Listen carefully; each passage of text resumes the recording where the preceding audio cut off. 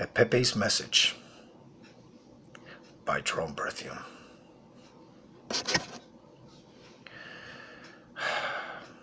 I awoke this sunny January morning and looked outside to see a world that seemed so distant. Distant because the pandemic has us all quarantined. We have been made prisoners of our own environment. Severed from friends and loved ones, we are forbidden to trek about at our own leisure and visit those who are closest to our hearts. This has become a very humbling time of divinity, where we as parents and grandparents recognize how fast the clock hands can move, escaping our close grasp, which at one time we could seize and control our schedules, as well as the spontaneous choices of where we wanted to be. It didn't seem to matter, this thing called life. Where we could visit, hug and kiss the people that were closest to us all. Time was infinite. I recently was reminded of my childhood, where I was on the farm, maybe 10 years of age. My siblings have recently moved on with my mother, leaving me behind, alone, surrounded by soybeans and field corn. My father would upon occasion play catch with me. I even remember him seeing me outside looking bored without my fellow playmates and came outside to do something special for me. He decided to build me a go-kart from old lawnmower wheels and used lumber just lying about. It didn't look like much to the human eye, but a child with imagination could picture it as a Ferrari racing car at Le Mans.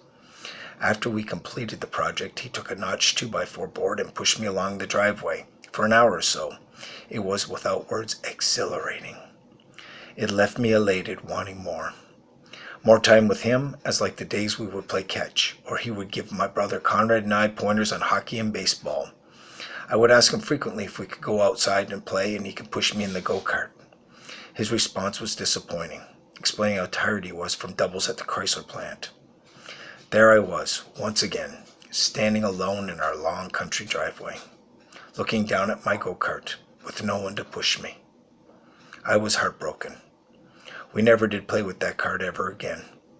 It would sit, rust, and become patined from the exposure from the elements and became like so many dated pieces of farm equipment, just part of the landscape.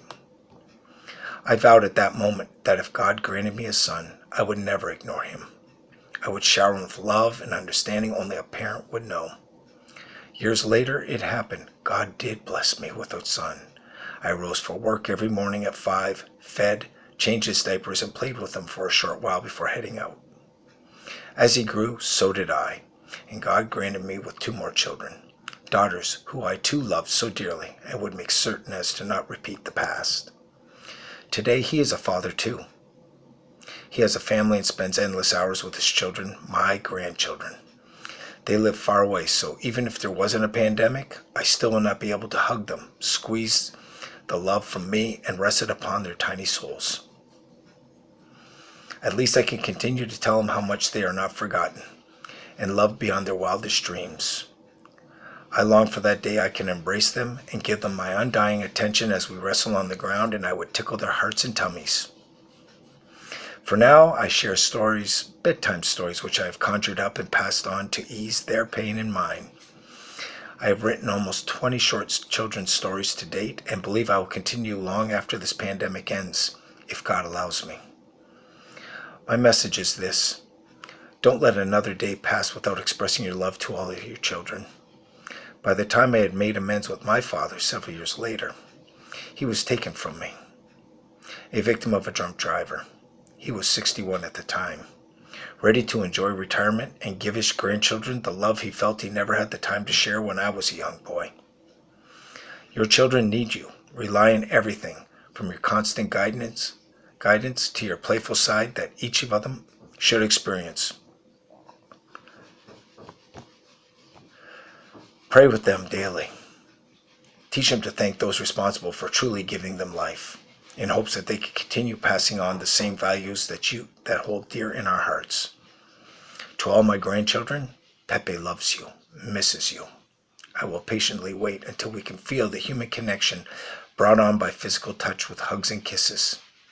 Listen to your parents. Help with the chores. It doesn't matter what you're doing, as long as you do it together. Love, Pepe. I love you.